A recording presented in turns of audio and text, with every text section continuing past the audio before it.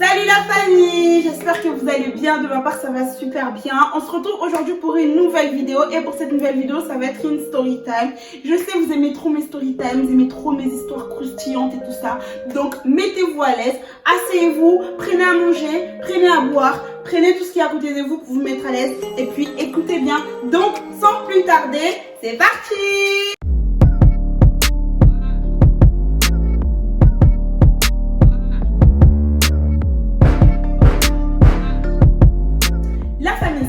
Elle va pas être comme toutes les autres story time, donc ça va pas être comme toutes les autres histoires que je vous raconte. Franchement, celle-là, c'est pas mon histoire, c'est pas moi qui a vécu cette histoire, donc ça me concerne pas. C'est quelqu'un qui m'a écrit, c'est quelqu'un qui m'a raconté son histoire. Donc un abonné m'a écrit: Béné, écoute, s'il te plaît, est-ce que tu peux raconter cette histoire sur ta chaîne YouTube?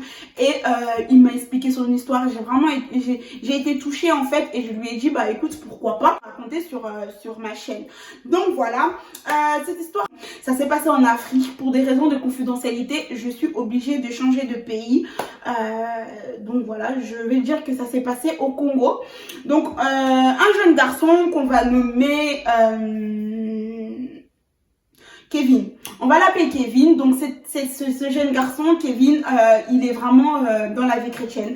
C'est quelqu'un qui prie, c'est quelqu'un qui est à 100% dans sa vie chrétienne. Il a donné sa vie en Dieu, il est baptisé, il va à l'église, il sert même à l'église. Donc vous savez, il y a des jeunes garçons comme ça qui grandissent dans la vie chrétienne, qui sont vraiment à 100% dans leur vie chrétienne. Et Kevin, c'était son cas. Donc un jour, Kevin, il va à l'église, donc au calme, comme tous les jours, quoi. Il va à l'église et tout. Et là, il voit une nouvelle fille. Il voit une nouvelle sœur en Christ qui est à l'église, parce que Kevin, ça faisait longtemps qu'il était dans l'église, donc il connaissait quand même les jeunes et tout ça. Donc là, il a vu qu'il y a une nouvelle fille et tout. Donc voilà, une nouvelle fille pas mal, très bien. Voilà quoi, le cœur du frère a fait boum boum, donc il était content. Et donc à la fin du culte, il va voir la sœur, il lui dit ça va et tout, des nouvelles, la sœur aussi très gentille. On va l'appeler Shana. Ouais, on va l'appeler Shana. Donc la sœur très gentille, elle lui dit ouais, moi je m'appelle Shana et tout. Voilà, c'est ma première fois de venir ici. Je découvre un peu cette église parce que j'ai mon ancienne église, mais je suis partie de là pour découvrir d'autres églises, donc je suis là. Donc Kevin lui dit ah bah chanter et tout, nanana, moi c'est Kevin et tout ça, bref. Et il s'avère que Kevin devient son encadreur à l'église. Donc il suivait en fait ses pas à l'église, il suivait en gros il suivait sa vie chrétienne en fait, tu vois. Donc il faisait des réunions bibliques. Bref, ils se voyaient vraiment après les cours, après leurs occupations, ils se voyaient vraiment pour parler de la vie chrétienne. Donc le temps est passé et tout, voilà, ils étaient là, ils se voyaient souvent et tout ça. Et tu sais, quand tu es avec quelqu'un, que vous partagez les mêmes choses, vous avez les mêmes délires, vous rigolez et tout. Donc Kevin, il a commencé à avoir des sentiments pour Shana, tu vois. Donc il a dit bon bah si c'est comme ça, je vais lui dire à Shana que j'ai des sentiments pour elle, que voilà, qu'elle me plaît bien. En plus, elle était pas moche, c'était vraiment la cam, quoi. C'était sa cam, c'était quelqu'un que voilà, qui voyait vraiment faire sa vie avec elle, tu vois. Donc il lui dit écoute Shana et tout, j'ai des sentiments pour toi, j'aimerais que tu sois ma petite amie. En plus on est dans la même église, donc ça va nous permettre d'évoluer dans notre vie chrétienne ensemble et tout ça. Shana, elle lui dit bah écoute Kevin, moi je ne suis pas célibataire, je suis en couple, je peux pas me mettre avec toi comme ça, je vais pas te mentir, franchement je suis en couple, mais c'est assez compliqué avec mon copain actuel. Donc de toute façon je songe à rompre avec lui, je songe à ne plus être avec lui. Donc pour l'instant je peux pas te dire oui, non et tout, on va rester comme ça, et dès que je vais finir avec lui, je viendrai te voir et je te donnerai ma réponse. Donc Kevin lui dit bon bah ok, il n'y a pas de souci et tout. Donc ils avancent comme ça. Et un jour, Shana vient voir Kevin en lui disant qu'écoute voilà, c'est fini avec le gars avec qui j'étais. C'est fini, je suis célibataire, je suis libre comme l'air. Donc là, on peut commencer notre histoire d'amour. Le plus heureux, c'est Kevin. Il était content, il était heureux le garçon. Il a dit ah bah c'est cool, Dieu merci et tout. Ça va nous permettre d'avancer dans la vie chrétienne ensemble. En plus on est en couple, c'est bien. Et Kevin lui dit bah écoute, par contre moi j'ai des principes que j'ai pas envie de passer outre. C'est mes principes, je suis chrétien, tu me connais, je suis à 100% dans la vie chrétienne. Moi pour moi c'est que pour l'instant on doit rien faire, on doit pas sauter les étapes et tout. Chaque chose à son temps. Moi je vois faire ma vie avec toi. Donc pour le moment prenons notre temps. Nous sommes les enfants de Dieu, nous connaissons la parole de Dieu, donc n'accélérons pas les choses. Shana de son côté, elle se dit bah écoute, ok, pourquoi pas et tout, faisons-le. Un jour comme ça, Shana quitte l'église, où elle priait avec Kevin, retourne dans son ancienne église. Parce que Shana explique qu'elle ne trouve pas sa part dans l'église où elle est avec Kevin et qu'elle préfère retourner dans son ancienne église. Kevin comprend, lui dit ok, il n'y a pas de souci. Du moment où on prie un seul Dieu, il n'y a pas de problème. Et un jour, Shana l'invite à son église. Elle lui dit bah écoute, viens à mon église et tout. T'as jamais vu mon église? Et Kevin lui dit bah ok, il n'y a pas de souci, t'inquiète et tout, je viens, il n'y a pas de problème. Moi je viens. Kevin, tout ce qui concernait l'église, c'était le premier, tu vois. Et donc après, ils sont partis à l'église et tout. Donc à l'église, tout se passe bien et tout se passe très très bien et tout. Maintenant, au retour, ils prennent un taxi. Dans le taxi, ben Shana embrasse Kevin. Et là, parce qu'il faut savoir qu'ils s'étaient même pas embrassés, en fait, ils étaient dans un couple où il n'y avait même pas de bisous, rien du tout. Donc là, sur le moment, Shana embrasse Kevin. Kevin, là, voilà quoi, il ressent des choses dans son corps. Il sent que voilà, c'est la femme de sa vie en fait, tu vois. Parce qu'il faut savoir que ça faisait 6 ans qu'il n'était pas en couple. Quand la fille l'a embrassé et tout, et qu'il a rendu le baiser, bah il s'est senti bien. Il s'est senti bien et tout. Donc ils ont avancé comme ça. Et faut savoir qu'après ces baisers, bah il y a eu tous les autres trucs qui sont suivis, hein, les autres trucs qui se suivent derrière. Donc Kevin vraiment a mis sa vie chrétienne de côté. Il a vraiment mis sa vie chrétienne de côté. Il a mis son couple avec Shana au devant. Il a mis Dieu à côté, il a mis Dieu en arrière. Il partait plus souvent à l'église, il était plus à 100% à l'église. Il allait voir Shana, il passait du temps avec Shana, donc en intimité du coup. Donc voilà, enfin, il s'est passé plein de choses et on va dire que côté église, ça s'est vraiment affaibli, tu vois. Et donc du coup les jours sont passés et tout. Un jour, Shana a eu besoin d'argent parce qu'ils étaient à l'école et Shana devait payer l'école. Shana demande à Kevin s'il avait un peu de sous pour lui donner de payer son école. Kevin lui dit bah écoute, non j'ai rien, j'ai pas d'argent, moi-même je me bats et tout, mes parents n'ont pas d'argent pour me donner pour toi, ils ont même pas d'argent pour me donner pour moi, alors moi j'ai rien et tout, demande à tes parents et tout. Elle dit bah mes parents n'ont pas, mes parents ils ont rien et tout, donc je vais demander à qui. Kevin lui dit bah malheureusement ma chérie j'ai rien et tout.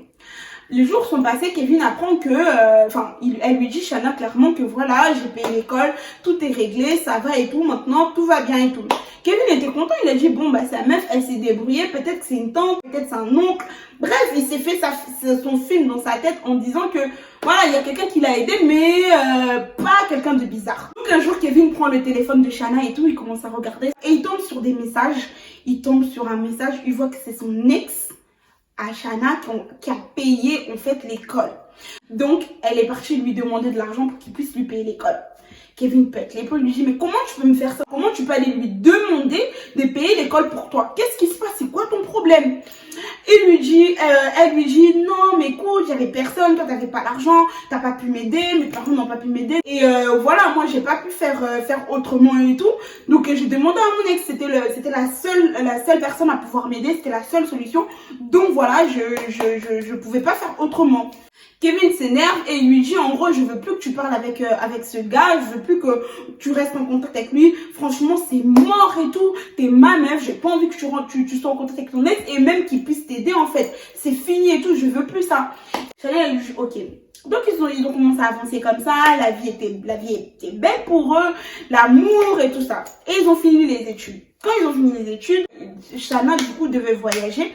Ses parents lui ont dit tu vas pas continuer les études ici et tout, on préfère t'envoyer dans un autre pays. Donc ils ont dit ils vont l'envoyer on va dire en Côte d'Ivoire. On va t'envoyer en Côte d'Ivoire, tu vas y aller là-bas, tu vas continuer tes études là-bas et on verra plus tard.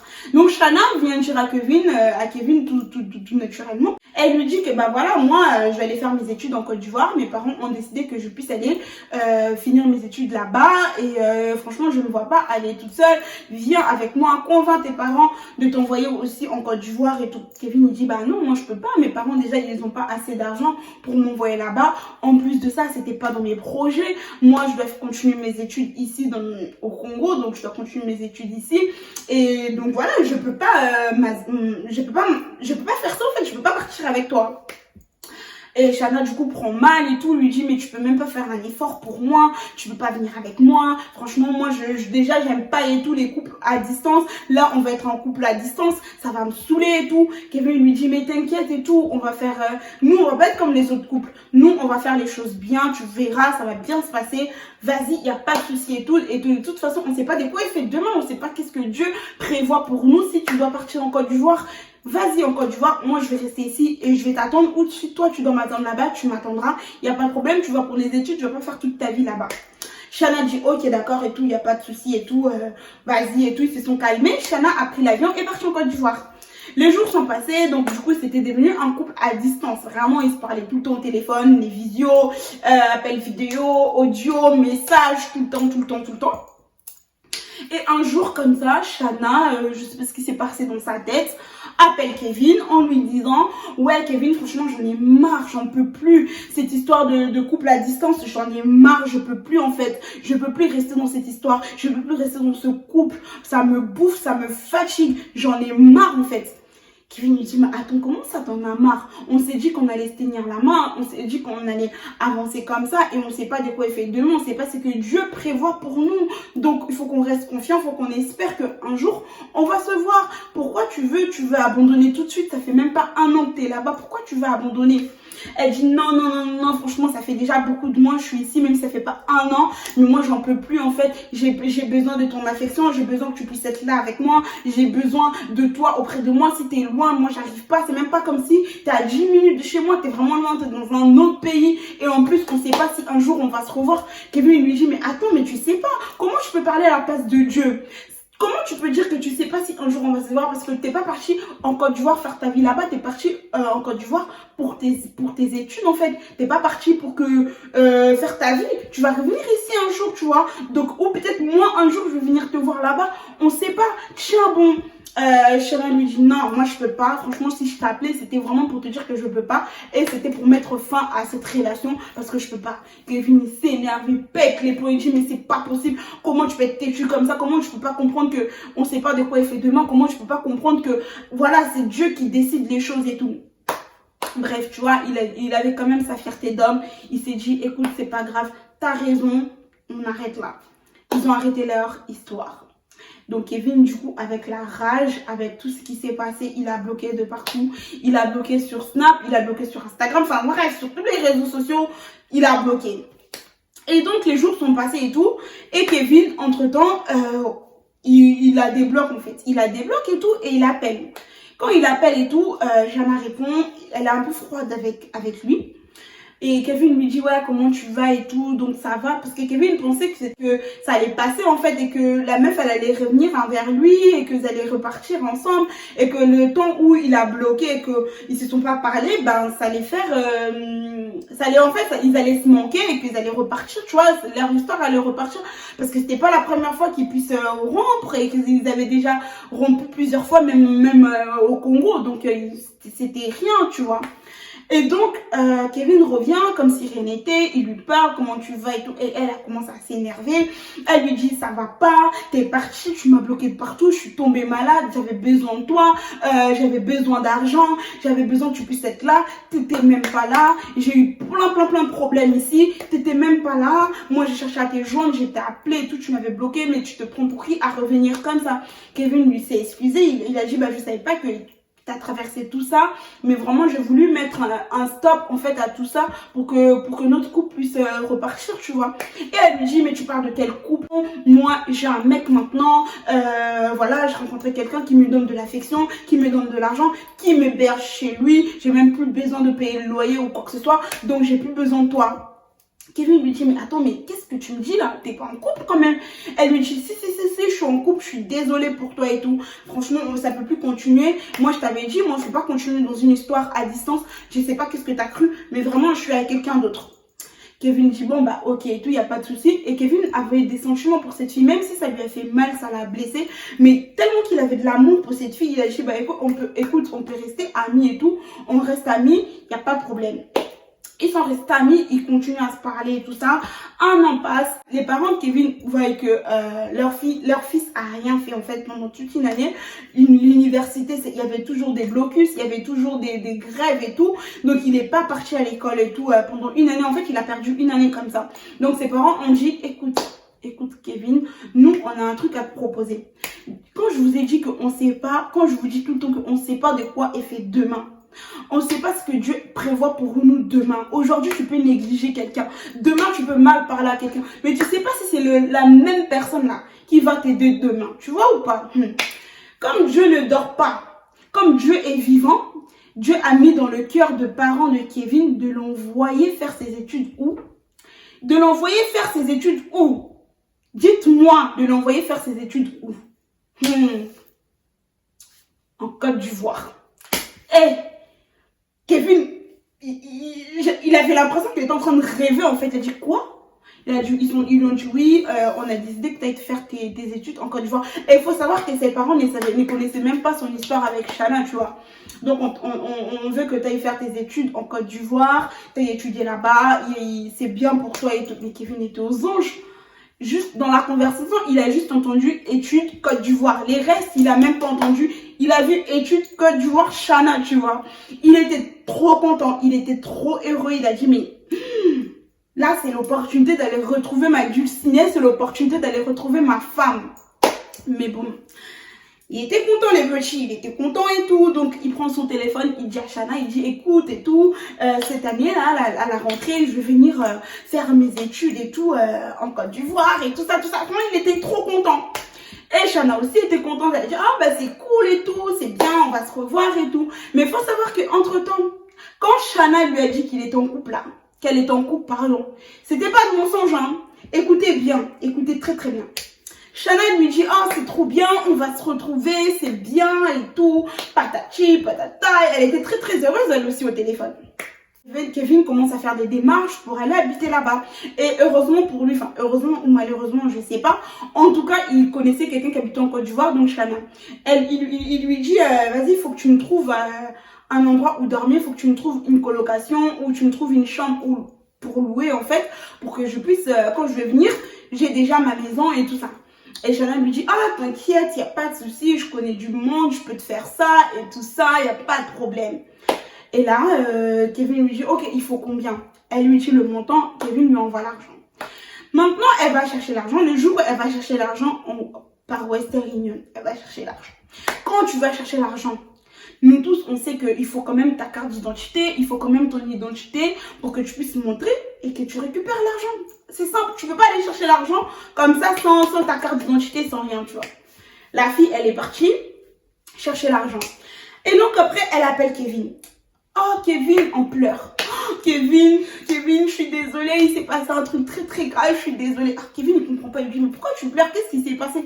Qu'est-ce qui s'est passé de grave en fait pour que tu puisses pleurer comme ça? Pardon Kevin, désolée, j'ai pas fait exprès et tout, je sais pas où j'avais la tête, pardon. Kevin, il lui dit, mais qu'est-ce qui s'est passé? Dis-moi, il s'est passé quoi? Il s'est passé quoi? Maman, la meuf commence à parler.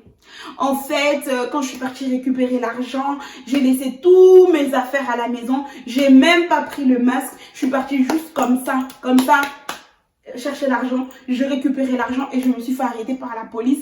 Et la police m'a demandé de payer l'amende sur place. Et vu que sur moi, j'avais que ton argent, j'avais rien sur moi, j'ai payé la moitié.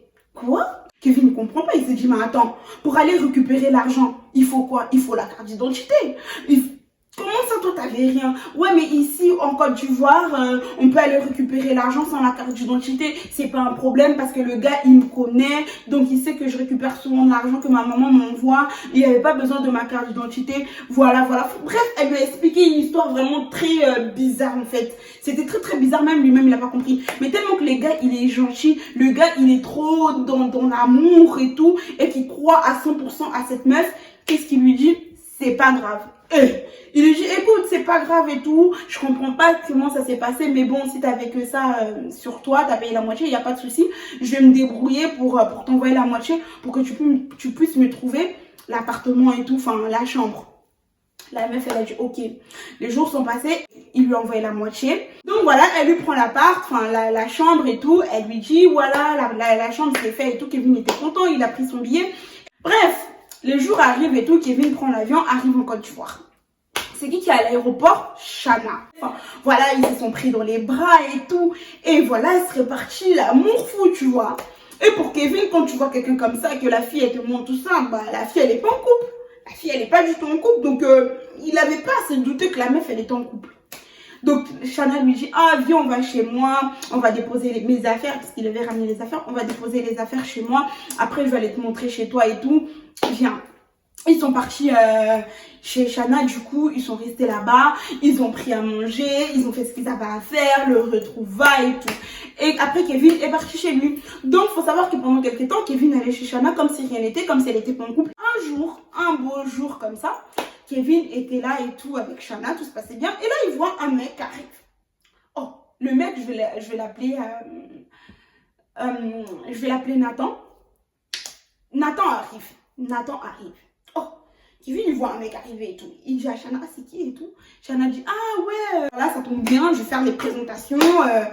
Nathan, je te présente Kevin, mon ex. Et Kevin, je te présente Nathan, mon copain. Kevin dit, quoi? Qui est ça? Ouais, bah, mon copain, je t'avais dit que j'avais trouvé un gars et tout. Voilà, c'est lui, c'est mon copain.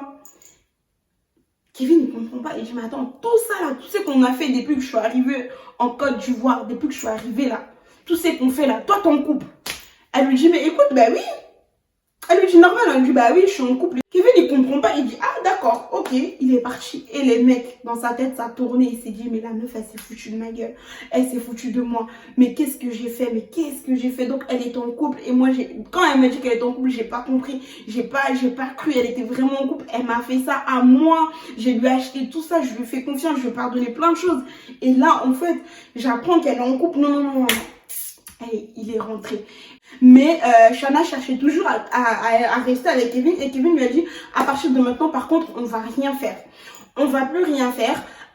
T'es avec ton gars, t'es avec Nathan. Laisse-moi tranquille, laisse-moi vivre ma vie aussi. Voilà, les jours sont passés et tout. Kevin a pris vraiment ses distances. Mais un jour, Shana insistait. Elle n'a pas arrêté d'insister de pouvoir Kevin. Kevin, s'il te plaît, faut qu'on se voit. Kevin, s'il te plaît, faut qu'on se voit. Et le gars, il lui disait, non, moi, j'ai pas le temps. Je suis pas à la maison. Je suis chez quelqu'un et tout. J'ai pas le temps. S'il te plaît, s'il te plaît. Bref. Il a cédé. Il a dit, bon, ok, viens à la maison et tout. On va se voir. Maintenant, ils se sont vus et tout. Elle arrive. Kevin la voit et tout. Il dit, mais toi, t'es pas enceinte? Elle dit, bah, non, je suis pas enceinte. Pourquoi tu me dis ça?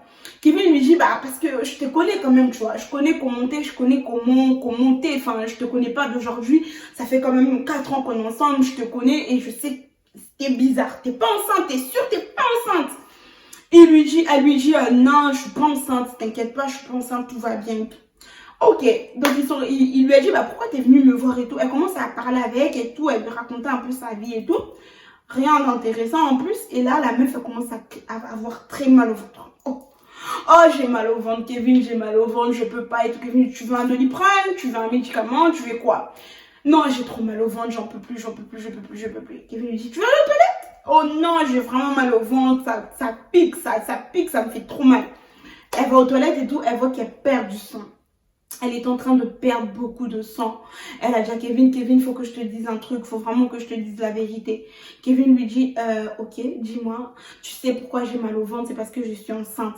Oh, quand t'es venue là, je te demandais que t'es enceinte. J'ai remarqué que t'étais enceinte, tu m'as dit non. Mais là, tu me dis t'es enceinte. Elle lui dit oui, mais je voulais pas te dire la vérité parce que t'allais encore plus me détester. T'allais croire que je t'ai encore trahi. Kevin a dit bah non, t'es avec ton copain, j'allais pas penser ça. Ouais, mais là, Kevin, pardon, ramène-moi à l'hôpital parce que j'ai trop mal au ventre, je suis en train de perdre du sang. J'ai peur, mon bébé, peut-être mon bébé il est mort, peut-être il est arrivé quelque chose à mon bébé. Ramène-moi à l'hôpital, s'il te plaît, Kevin, s'il te plaît. Tu sais, elle a commencé à pleurer là et tout. Ils sont partis à l'hôpital, Kevin la ramène à l'hôpital. Kevin la ramène à l'hôpital et tout. Le médecin examine et tout, dit bon écoute madame, il n'y a rien de grave, rentrez chez vous. Et si vous voyez que ça empire et que vous avez trop mal et que ça s'aggrave, revenez. Ils sont partis. Kevin lui dit bah écoute, moi je vais pas te laisser comme ça et tout à rentrer chez toi. Parce que en fait la meuf elle a dit vas-y je vais rentrer chez moi. Et entre temps en fait depuis qu'elle a commencé à perdre du sang avant mal au ventre, elle a appelé Nathan. Nathan c'est son mec hein. Elle appelle et tout.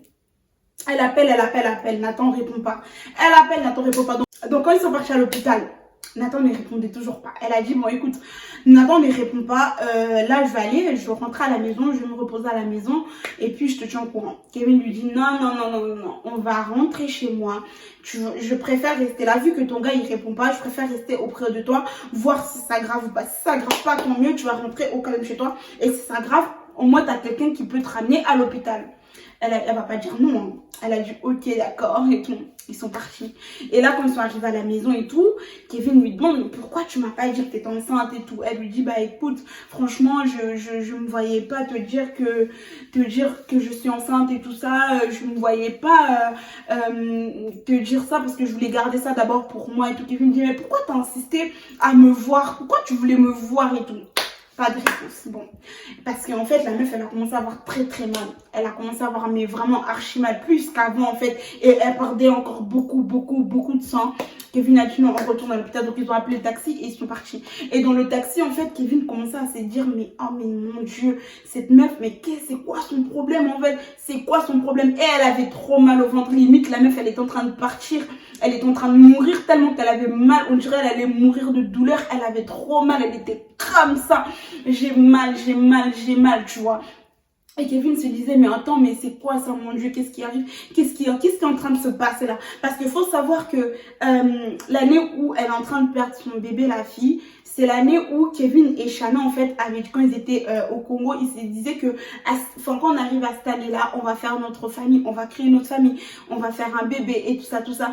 Et donc, l'année arrive et Kevin se dit dans sa tête, mais en fait, on est là, mais c'est pas mon enfant, c'est l'enfant d'une autre personne. Et en plus, elle est en train de perdre cet enfant-là. Mais Dieu veut m'enseigner quoi en fait? Mais qu'est-ce qui se passe, tu vois? Donc franchement, c'était compliqué. La meuf, elle avait très très mal. Tout le trajet, elle pleurait. Elle disait, pardon Kevin, s'il te plaît, pardonne-moi, j'ai trop mal. Et pourquoi tu dis pardon? Bon, ils arrivent à l'hôpital. Le médecin la prend et tout, l'examine et tout, bref, ils font ce qu'ils ont. Le médecin fait ce qu'il a à faire et tout ça, nanana. Et elle a fait une fausse couche du coup. Donc ils sont venus annoncer à Kevin, ils lui disent que voilà, votre copine a fait une fausse couche et tout, parce que bon, c'était comme si c'était lui le père, parce que le père il n'était pas là, il répondait toujours pas au téléphone. Ce Nathan ne répondait toujours pas au téléphone. Donc ils lui ont dit qu'elle a fait une fausse couche, maintenant il faut payer l'hôpital. Kevin il dit bon, est-ce que tu as l'argent? Il dit à Shanna, est-ce que tu as l'argent? Si toi Shanna avait rien, nada, rien, zéro. Kevin il dit bon ok, il n'y a pas de souci. Kevin part et tout, va retirer l'argent, ramène, paye l'hôpital et lui dit écoute, là tu vas me rembourser après, c'est pas l'urgence. L'urgence c'est que voilà, que tu puisses te faire soigner et qu'on rentre. Donc du coup elle s'est fait soigner, elle est rentrée. Ils sont rentrés et tout le matin et tout, ils sont rentrés et Kevin lui a dit écoute, viens te reposer chez moi. De toute façon ton gars il répond pas, on ne sait pas pourquoi il répond pas, viens te reposer à la maison, après on verra et tout, on verra l'après-midi s'il répond. En tout cas je vais te ramener l'après-midi chez toi. Ils sont partis chez Kevin, ils se sont reposés et tout, bref. Et le lendemain, la journée et tout, ils sont partis à la maison. Et là, ils arrivent là à la maison, Nathan par terre, ivre mort. Il était ivre, il sentait l'alcool, mais à mourir. Il était dégueulasse, il était là allongé, il puait l'alcool. Toi, ta femme est en train de mourir. Un autre homme est en train de s'occuper de ta grossesse. Là, ton bébé est mort là. Mais toi, tu es là en train de boire de l'alcool. En plus, tu rentres ivre mort. Tu prends même pas de nouvelles de ta meuf en fait. Et elle a pété les plombs, Shanna. Elle a dit, mais qu'est-ce qui t'arrive? Pourquoi tu me fais ça? J'étais mal. C'est Kevin qui est obligé d'être avec moi, de m'accompagner à l'hôpital. C'est quoi ton problème? Kevin a dit, écoute, moi franchement, je veux pas assister à votre dispute là. Je veux pas assister à ça. Je prends mes clics et mes claques. J'attends que tu me rembourses mon argent. Je pars, je te laisse. Shanna dit merci Kevin, merci d'être là, merci d'avoir été là, merci de m'avoir accompagné, je sais pas ce que j'aurais fait sans toi et tout. Kevin il est rentré chez lui. Il était vraiment très très abattu. Très très abattu. En fait, quand il a regardé en arrière, il s'est dit mais pourquoi elle est venue me voir sans me dire qu'elle est enceinte? Peut-être qu'elle était venue pour dire qu'elle était enceinte de moi, peut-être qu'on allait avoir des relations et qu'après elle allait dire qu'elle est enceinte de moi. En fait, jusqu'à aujourd'hui, il comprend pas pourquoi elle a fait ça. Jusqu'à aujourd'hui, il comprend pas. Et il faut savoir que la fille, entre-temps, parce que Kevin, il a coupé les ponts avec elle, vraiment à partir de ce jour-là, Kevin a coupé les ponts avec elle. Et il faut savoir qu'entre-temps, la fille, elle a commencé à l'appeler, à lui dire je suis désolée de tout ce que j'ai fait. Franchement, si je savais, j'allais rester avec toi, j'allais t'attendre. Mais là, franchement, c'est compliqué et tout. Pardon, tout. Mais bon, Kevin, il a pardonné. Mais en gros, il comprend toujours pas pourquoi tout ça c'est arrivé en fait. Pourquoi tout ça s'est arrivé dans sa vie.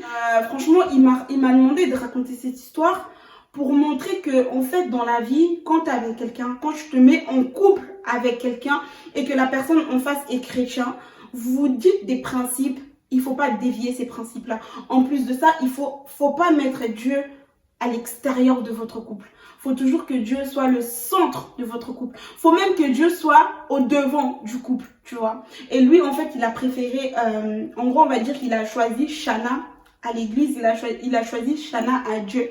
Et donc, du coup, bah, il a mis de côté, parce qu'il a mis de côté sa vie chrétienne pour elle. Et du coup, bah, ça s'est enchaîné. Il a choisi le corps, il a choisi la chair au lieu de choisir l'esprit. Et donc, ça a été compliqué pour lui. Et je pense que nous devons faire attention, nous les jeunes, surtout les jeunes de 16, 17 ans et tout, même à 25 ans, 26 ans, 30 ans, même plus tard, nous devons faire attention avec qui nous nous mettons déjà en couple et où est la place de Dieu dans notre couple. Tu vois, si tu as des principes, déjà respecte tes principes, peu importe la personne qui est en face de toi, toi tu es comme ça. Et en plus, si tes principes, c'est vraiment à voir avec Dieu, tu respectes tes principes. En plus de ça, c'est où la place de Dieu dans votre couple?